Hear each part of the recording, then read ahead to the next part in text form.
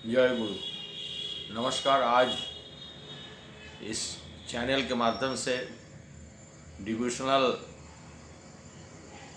Power, divine power motivational 7 के अंतर्गत हम लोगों ने हर रोज करीब करीब आपके बीच उपस्थित होकर अपने विचारों को व्यक्त करने का, इस युग के पुरुषोत्तम के आदर्शों को व्यक्त करने का एक सुयोग अवसर मिलता है। इस समय आप सब जानते हैं दुर्गा पूजा, नवरात्र चल रहा है।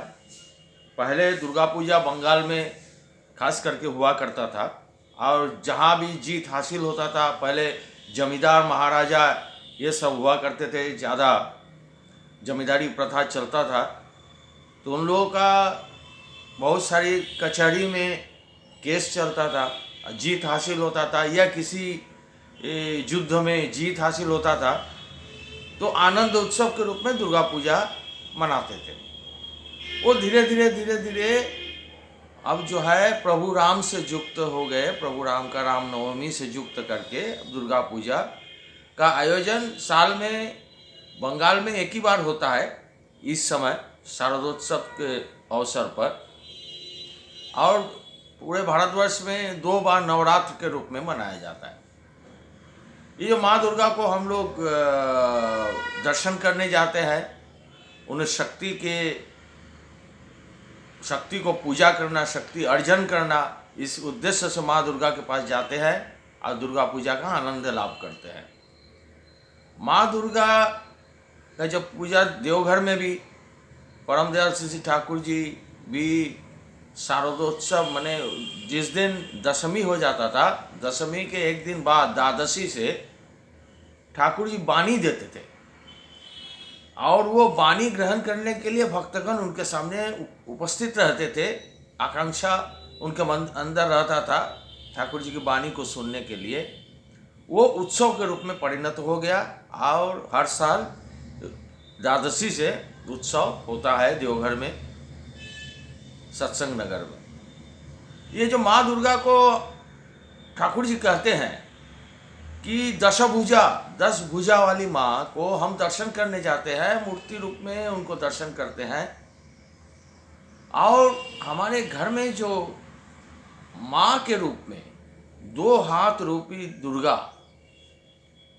जिनको हम प्रतिदिन दर्शन करते हैं, जिनका सान्निध्य प्रतिदिन पाते हैं, वो 10 भुजा का काम करते हैं। इसीलिए हर घर के माँ एक दुर्गा के स्वरूप, माने 2 हाथ होते हुए भी 10 हाथ के काम से अपना जीवन को आगे बढ़ाते हैं। तो ये जो 10 भुजा हम लोग देखते हैं माँ दुर्गा की प्रतिमा में और आनंद करते हैं, देख के आते हैं।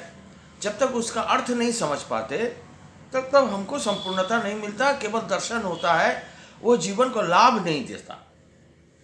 ये जो माँ दुर्गा को 10 हाथ देते हैं, 10 हाथ का मतलब क्या है, क्या हमको समझना चाहिए। हम गए दुर्गा पूजा पंडाल में, गए, आनंद किए, दोस्तों से मिले, खाना खाए, नए नए कपड़ा पहने, बस वही 3 दिन अपना आनंद किए। फिर बाकी दिन का जो हमारे जीवन काल में ज़रूरत है माँ दुर्गा का आशीर्वाद का प्रत्यक्ष रूप से, वो जानना अत्यंत आवश्यक है। माँ दुर्गा का 10 हाथ दिखा रहे हैं ठाकुर जी। एक सत्यानुसरण जो हम लोगों को दिए हैं,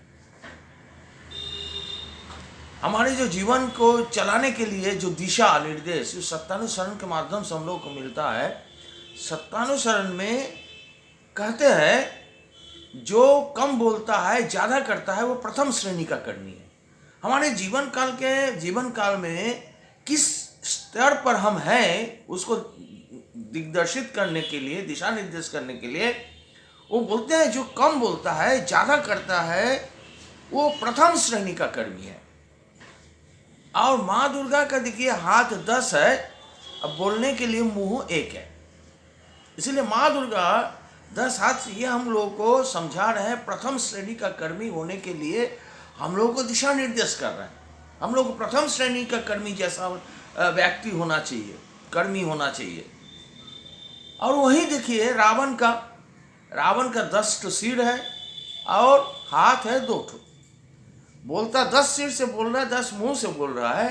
अब करने के लिए उनके पास 2 हाथ है। वो ठाकुर जी कहते हैं सत्यानुसरण में कि जो बोलता ज्यादा है करता कम है, वो तृतीय श्रेणी का कर्मी है।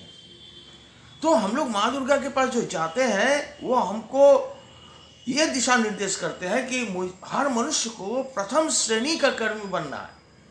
इसीलिए जो दुर्गा पूजा में हम लोग जाते हैं, ये जरूर से हम लोगों को जीवन काल में प्राप्त होना चाहिए। वही चीज हम लोगों को उस युग के पुरुषोत्तम के सानिध्य से मिल जाता है। इसीलिए हम लोग इतना शक्तिशाली है, हमारा आंतरिक ज्ञान की डेवलपमेंट है। हम जो धर्म को जानने के लिए विषय के मूल कारण को जानने का कोशिश करते हैं। जब मूल कारण की जानकारी होता है, हमारी संपूर्ण जानकारी, संपूर्ण ज्ञान संभव हो पाता है। यही हम लोग ठाकुर जी से, इस युग के पुरुषोत्तम श्री ठाकुर अनुकूल चंद्र जी से हम लोगों को प्राप्ति है।